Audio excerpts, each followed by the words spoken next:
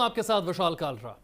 संसद के बजट सत्र के दूसरे फेज के पहले दिन की लोकसभा की कार्यवाही खत्म हुई और विपक्ष ने अमेरिका, इजरायल, ईरान जंग पर जमकर हंगामा किया। विपक्ष जंग के बाद पश्चिम एशिया में बने हालात का भारत पर असर पर चर्चा की मांग करता रहा। सरकार ने कहा कि विपक्ष स्पीकर ओम बिरला के खिलाफ नो कॉन्फिडेंस मोशन लाया है, हम इस पर चर्चा करने के लिए तैयार हैं, विपक्ष चर्चा करे। लेकिन विपक्ष तो दूसरा मोशन ले आया है, जिसका विदेश मंत्री ने बहुत अच्छे से जवाब दिया। इसके बाद सदन मंगलवार सुबह 11 बजे तक के लिए स्थगित कर दिया गया। केंद्रीय मंत्री पीयूष गोयल ने कहा कि यह बहुत बुरा है कि कांग्रेस बहस से भाग रही है। स्पीकर के खिलाफ नो कॉन्फिडेंस मोशन के लिए कांग्रेस के कहने पर एक नोटिस एडमिट किया गया, जिसे उन्होंने ठीक से ड्राफ्ट तक नहीं किया था। इसे ठीक किया गया और फिर से एडमिट किया गया। गोयल ने कहा कि कांग्रेस को पार्लियामेंट्री प्रोसेस या फिर प्रोसीजर की समझ नहीं है, ना तो वो कॉन्स्टिट्यूशन की रिस्पेक्ट करते हैं। चर्चा के लिए भारतीय जनता पार्टी से डॉक्टर आशीष आंडा हमारे साथ जुड़ेंगे, कांग्रेस पार्टी से मनोज सिंह जुड़ रहे हैं, ग्रुप कैप्टन यूके देवनाथ और कर्नल शैलेंद्र सिंह हमारे साथ रक्षा विशेषज्ञ के तौर पर जुड़ रहे हैं। सबसे पहले मैं थोड़ा सा माहौल को हल्का कर देता हूं। आशीष जी भी बीजेपी से हमारे साथ जुड़ गए हैं। आशीष जी, सवाल पूछ रही है कांग्रेस कि भाई कच्चे तेल के दाम बढ़ गए हैं, इतने समय तक रशिया से जो सस्ता कच्चा तेल खरीदा था उसका फायदा आप कंज्यूमर को देंगे या ये बढ़े हुए दाम का बोझ डालेंगे? क्योंकि कतर में गैस प्रोडक्शन ठप पड़ा तो सीधा 60 रुपए आपने गैस के दाम तो बढ़ा दिए। और तीसरा प्रश्न यह है कि मिडिल ईस्ट में करीब 90 लाख से 1 करोड़ भारतीय मूल के लोग हैं, इनकी सेफ्टी के लिए सरकार के पास प्लान क्या है? तेल, गैस और लोगों की सेफ्टी, इन तीन चीजों पर जवाब दीजिएगा।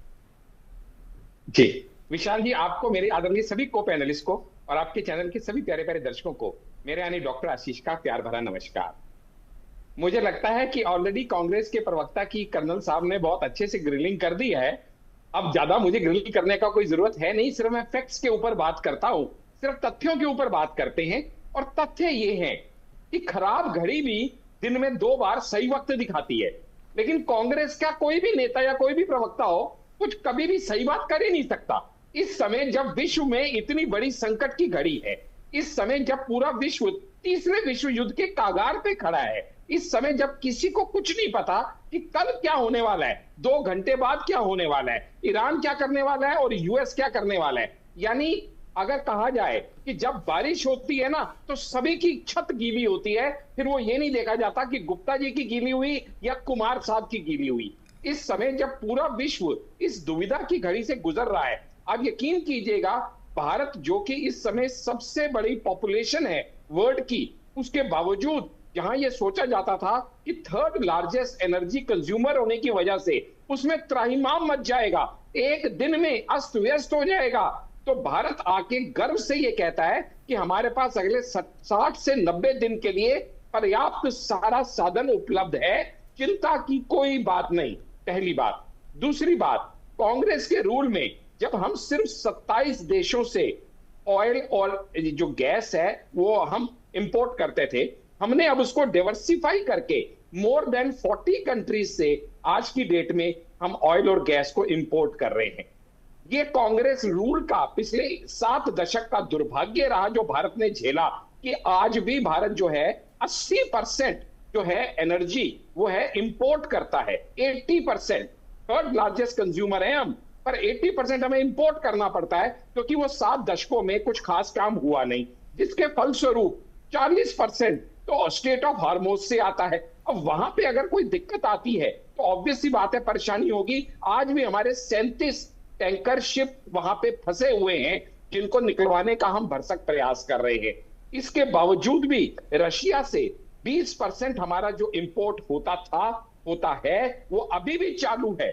और जब ट्रंप ने यह कहा कि हम तुम्हें 1 महीने की मोहलत देते हैं, इमीडिएटली इंडियन गवर्नमेंट ने उसको कंडेम किया और काउंटर स्टेटमेंट देते हुए कहा हमें किसी की परमिशन की जरूरत नहीं है रशिया से इंपोर्ट करने के लिए। आप बताइएगा, इंडियन गवर्नमेंट इस समय बहुत ही, जिसको बोलते हैं डेडिकेटली और बहुत ही तरीके से संवेदनशीलता से इस पूरे विषय को हैंडल कर रही है। क्यों? क्योंकि एक तरफ रशिया खड़ा है जो हमारा सबसे पुराना मित्र है, लेकिन वो खड़ा किसके साथ है? चाइना और ईरान के साथ, जिन पे इतबार नहीं किया जा सकता। दूसरी तरफ इजराइल खड़ा है जो हमेशा हमारी मदद करने के लिए तैयार रहा है, हर डिफिकल्ट सिचुएशन में हमारा सबसे पहला साथी वो रहा है। लेकिन वो खड़ा किसके साथ है? अमेरिका के साथ, अगेन जिसकी पॉलिसीज पे इतबार करना बड़ा मुश्किल है।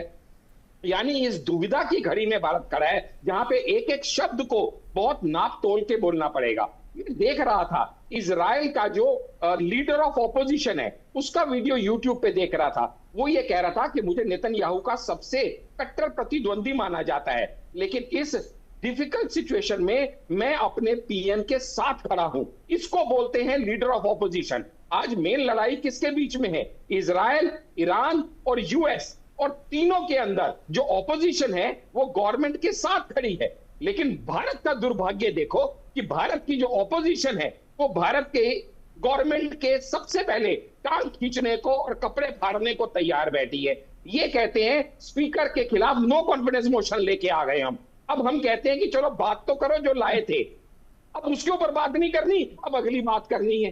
चलो अगली बात भी हम कर सकते हैं, इसमें भी कोई दिक्कत नहीं है। लेकिन जो एक पार्लियामेंट है, पार्लियामेंट्री फंक्शन है, वो तरीके से पार्लियामेंट के हिसाब से चलेगा, वो राहुल गांधी के हिसाब से नहीं चलेगा ना। हर चीज का एक सिस्टम होता है।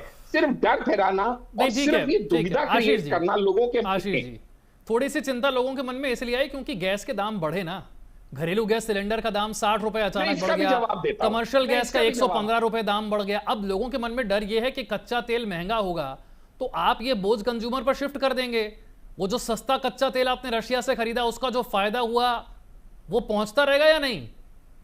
विशाल जी, मैंने थोड़ा लेट ज्वाइन किया टेक्निकल रीजन से। मैं एक लाइन में आपका सवाल समझ गया, मुझे जवाब देने का उसको प्रयास करने दे। देखिए ऐसा है, जब हम ये कहते हैं कि 60 से 90 दिन के लिए हमारे पास रिजर्व है, इसका मतलब ये है कि इमरजेंसी के लिए रिजर्व है। इसका मतलब कभी ये नहीं है कि प्राइस हाई नहीं होगा। जब हम एक चीज इंपोर्ट कर रहे हैं, अगर वो पीछे से महंगी आएगी तो ऑब्वियसली वो महंगी ही बिकेगी, नंबर 1। नंबर 2, ऐसे में जबकि अब ये नॉमिनल, मैंने पहले बात कहां से शुरू की थी कि अगर बारिश होती है तो सभी की छत गीली होगी, लेकिन फिर भी हम बहुत कंफर्टेबली प्लेस्ड हैं। हम बिल्कुल भी अभी पैनिक मोड में ना हैं और ना आएंगे ऐसी उम्मीद है, क्योंकि अगर ये 60 दिन से ज्यादा युद्ध चलता है तो भी हमारे अदर एवेन्यूज 40 से ज्यादा कंट्रीज जिनसे हम इंपोर्ट कर रहे हैं वो रहेगा। लेकिन प्राइस फ्लक्चुएशन हमारे हाथ में नहीं है। प्राइस फ्लक्चुएशन तो ऊपर नीचे हो सकता है, इसमें किसी को कोई चिंता की बात नहीं होनी चाहिए, क्योंकि जब इतनी विकट परिस्थितियां हैं। दूसरी बात जो इन्होंने कहा, भाई साहब 97 लाख लोग हमारे गल्फ में हैं, 97 लाख। अब क्या समझते हैं, उनको सभी को यहां आना होगा क्या, या सभी को यहां लाया जा सकता है क्या? क्या ये मुमकिन है क्या? सिर्फ कुछ भी कह देना अपने आप में एक, जिसको कहते हैं ना, कई बार ऑपोजिशन सिर्फ अपोज करने का काम करती है। जो आना चाहेंगे उनको विधिवत तरीके से, आज तक हमेशा हमने कई ऑपरेशन चला के अपने संकट में फंसे हुए लोगों को, खासकर विद्यार्थियों को या खासकर जो आने में इंटरेस्टेड है, एम्बेसीज के पास जिन जिन की रिक्वेजिशन गई है, उनको जो जो तरीका निकलेगा हम निकालेंगे। आप लेकिन इससे ये सुपरमेसी समझिए, इंडिया की सुपरमेसी समझिए कि इंडिया का प्राइम मिनिस्टर इजराइल जाता है, उसके बाद लड़ाई शुरू होती है। ये इत्तेफाक है, ये प्रयोग है, संयोग है, मुझे नहीं पता, लेकिन इंडिया का प्राइम मिनिस्टर आज ऐसी पोजीशन में है कि वो रशिया से भी बात कर सकता है, वो ईरान से भी बात कर सकता है, वो अमेरिका से भी बात कर सकता है, वो इजराइल से भी बात कर सकता है। अगर पूरे विश्व में ऐसा कोई है तो सिर्फ मोदी है। जब मेरे कांग्रेस के साथी कहते हैं कि मोदी जी को आगे बढ़ के युद्ध रुकवाना चाहिए, तो मुझे बड़ी खुशी होती है कि कहीं ना कहीं वो भी अब ये मान चुके हैं कि मोदी है तो मुमकिन है, इसलिए वो ऐसा कह रहे हैं। ठीक है, हम उनकी बात का मान रखते हैं, लेकिन हमें साथ में ये भी देखना है कि जब हम डिप्लोमेसी की बात करते हैं तो पराई शादी में अब्दुल्ला दीवाना नहीं बना जाता। हम ईरान से भी बिगाड़ नहीं सकते क्योंकि वो हमारा बहुत पुराना साथी है ऑयल इंपोर्ट में। हम यूएस से भी बिगाड़ नहीं सकते, हम इजराइल से भी बिगाड़ नहीं सकते, हम रशिया से भी बिगाड़ नहीं सकते। इतना नाप तोल के हमको कदम रखना है, इसी हिसाब से डिप्लोमेसी चलती है साहब। बड़ी डिफिकल्ट घड़ी है। ठीक, यूके देवनाथ साहब, क्या ऐसी तरह आशीष जी वो हो नहीं पाती? जी विशाल जी, हमें भी बड़ा अच्छा लगता अगर विपक्ष जो है पॉलिटिक्स ऑफ डिस्कशन करता, जैसे कि हमारे रक्षा विशेषज्ञ साहब कर्नल साहब ने कहा। लेकिन विपक्ष को पॉलिटिक्स ऑफ डिस्कशन की बजाय पॉलिटिक्स ऑफ डिसरप्शन में ज्यादा मजा आता है, इसीलिए वो संसद चलने नहीं देते। खैर वो अलग टॉपिक है, आज के टॉपिक से ज्यादा उस पर चर्चा नहीं करेंगे। आज का जो टॉपिक है उसके ऊपर रहते हुए बात करते हैं। देखिएगा, जब भी कोई विकट परिस्थिति होती है, जब भी कोई अनसर्टेनिटी होती है, आज हमें नहीं पता कि कल क्या दिमाग खराब हो जाएगा किसका।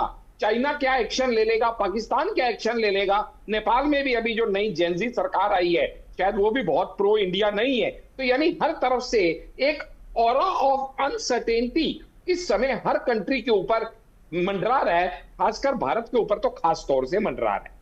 लेकिन ऐसे में विपक्ष का क्या रोल होना चाहिए? कर्नल साहब ने समझाने का प्रयास किया, मेरे कांग्रेस के साथी फिर भी शायद समझे नहीं कि भाई जब घर में कोई भी भाइयों के बीच में आपस में मनमुटाव हो सकता है, कलह कलेश हो सकता है, लेकिन जब भी कहीं बाहर से कोई खतरा हो, बाहर से अलगाववाद हो, बाहर से कोई किसी तरह का आपको हमले की आशंका हो, तो उस समय कम से कम एक दूसरे से सवाल, एक दूसरे को कटघरे में खड़ा करना, एक दूसरे के साथ उस समय कंधे से कंधा मिला के, बीच में मत बोलिए आप मनोज जी, बीच में मत, मनोज जी अपनी अराजकता पे मत उतरिएगा, मैं आपको बीच नहीं दूंगा, थोड़ा संयम रखिए। समय इतना ही है मेरे पास, समय इतना ही है मेरे पास, शॉर्ट है। विशाल जी ठीक, आशीष जी बात पूरी कीजिए। क्या बात है सर, क्या बात है, क्या बात है? चुप कराइए इनको। दूसरी बात, जब ये ठीक है, कहते समय हैं ना, इतने की इजाजत देता है, मुझे यहाँ पर गुमराह रुकना होगा। करेंगे। हम उम्मीद कर रहे हैं कि जिन सवालों के जवाब ढूंढे जा रहे हैं वो संसद में चर्चा में वो जवाब सामने निकल कर आएंगे। बहुत बहुत शुक्रिया सभी खास मेहमानों का चर्चा में शामिल होने के लिए।